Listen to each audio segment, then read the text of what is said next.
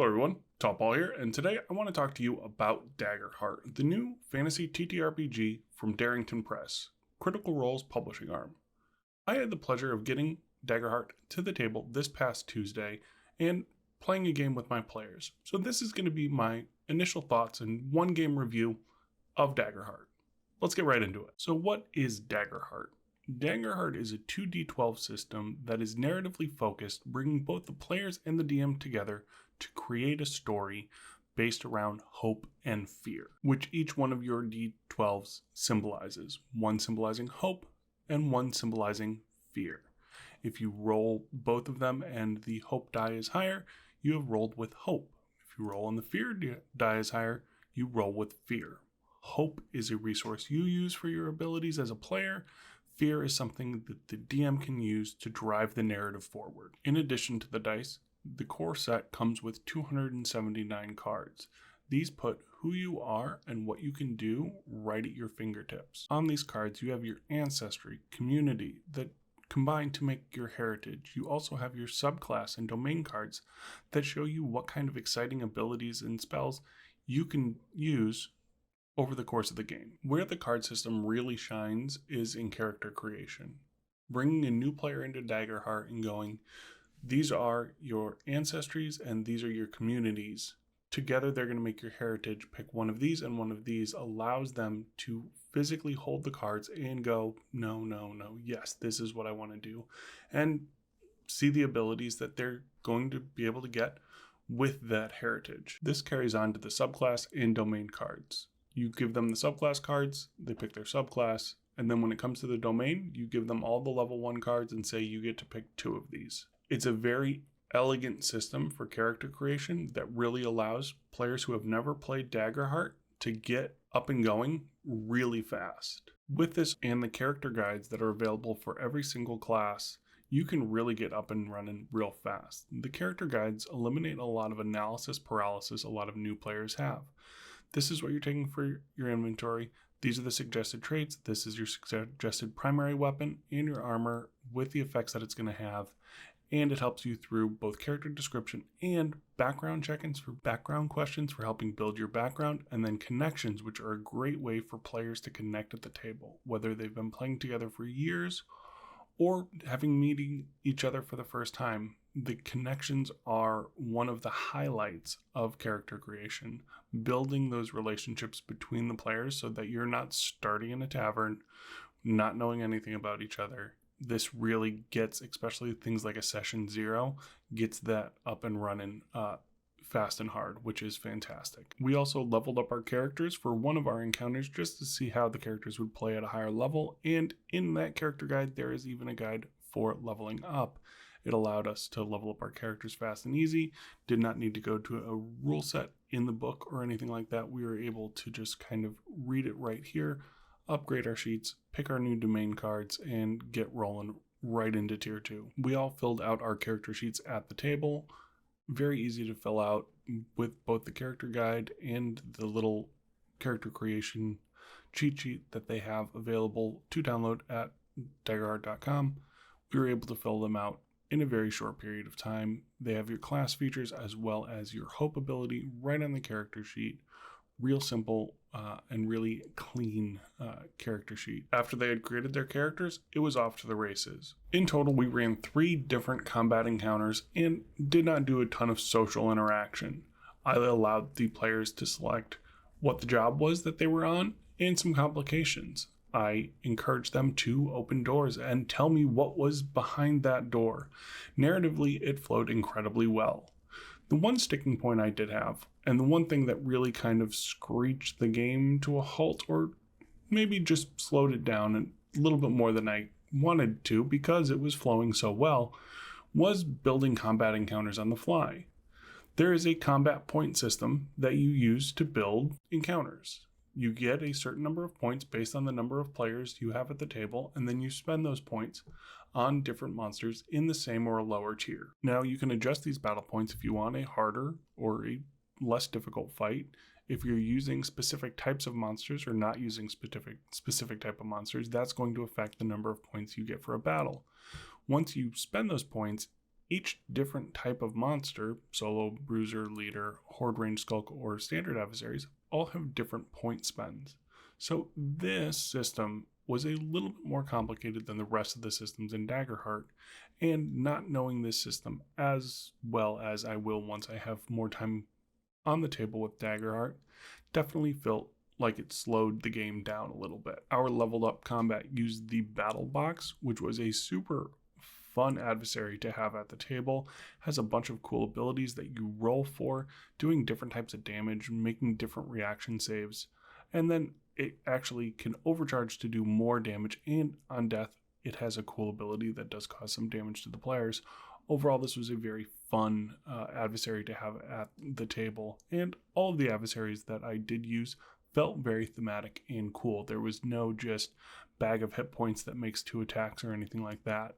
The zombie that I used was able to absorb, other corpses into it to heal a stress and a hit point. Overall, really good amount of fun adversaries available in the core book. After our combat, I went to the loot table available in the core rulebook, and I was really impressed with this. It operates a little bit differently than other loot tables. You roll a number of d12s equal to the rarity. So for common, you would roll 1 or 2 d12s, all the way up to legendary, where you would roll 4 to 5 d12s. And there's only one loot table. So if you roll 5 d12s, you still need to roll fairly high in order to get to some of the more legendary items, which I thought was a really innovative way of doing it. And they have both a loot one as well as a consumable table in the core rulebook that operates the exact same way. In addition to the core rulebook being released, the SRD was also released on the exact same day. This is the system reference document for Daggerheart. This is given to give you the core rules and allow you to, 1, play Daggerheart for free. Combined with this, there are also a quick start adventure that's available for free on Daggerheart.com, which gives you pre-generated characters, and I was able to play it during the playtest, and it is an absolutely fantastic introduction to Daggerheart. This also gives the reference materials that people can use to create third-party content for Daggerheart, and this was available day 1. In addition to this, there's more. Daggerheart also released The Void. This is playtest material already available for Daggerheart.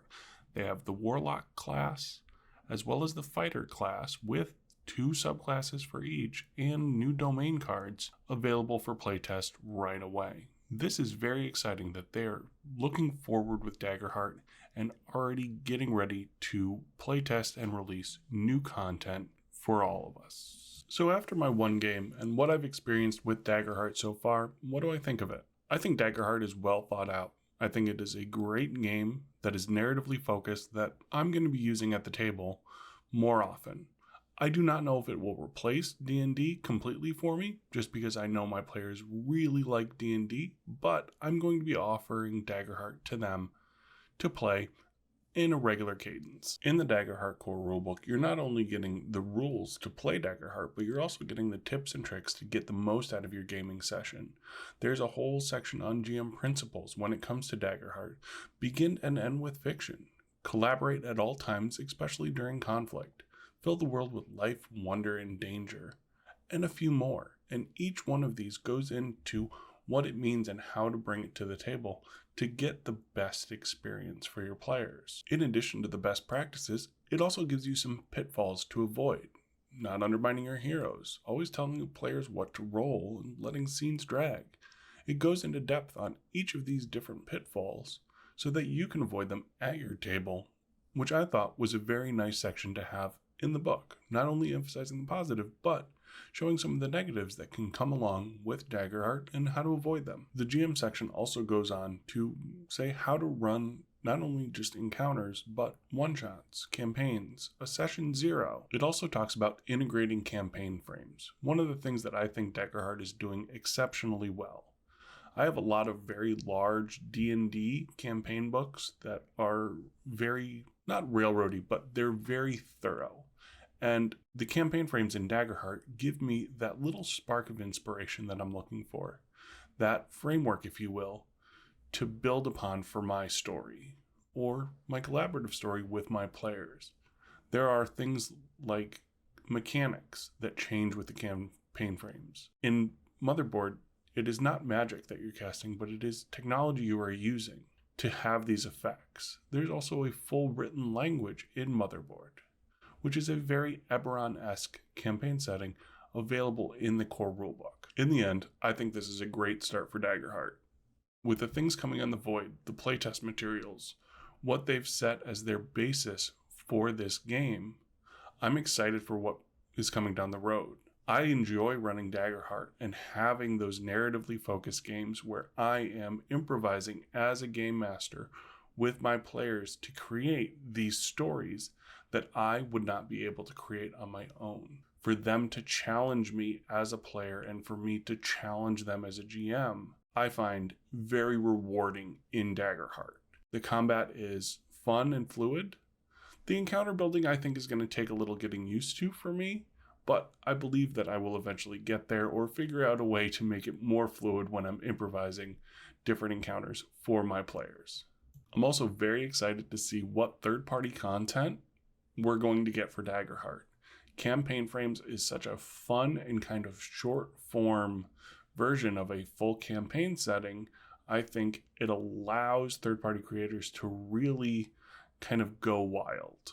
They don't need to write a 300-page book or a 200-page book. They're able to write something between 10 and 20 pages that really is built for building upon between the players and GMs. I am thinking about making my own campaign frame, a Christmas-themed one because I love Christmas, but that'll be for another day.